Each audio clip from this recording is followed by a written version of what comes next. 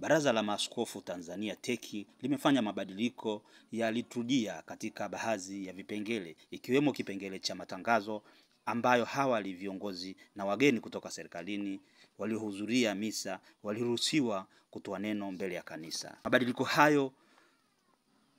Mabadiliko hayo yamepigwa marufuku katika kipengele hicho, na kuanzia sasa wageni ikiwemo viongozi kutoka serikalini hawataruhusiwa kuzungumza ndani ya kanisa. Padri Chesko, itakumbukwa hata hapo Tanzania kiongozi wa juu kabisa wa serikali wakati mwingine baada ya ibada katika kanisa fulani alikuwa anajitokeza na kuzungumza, anasema lolote, kusalimia waumini.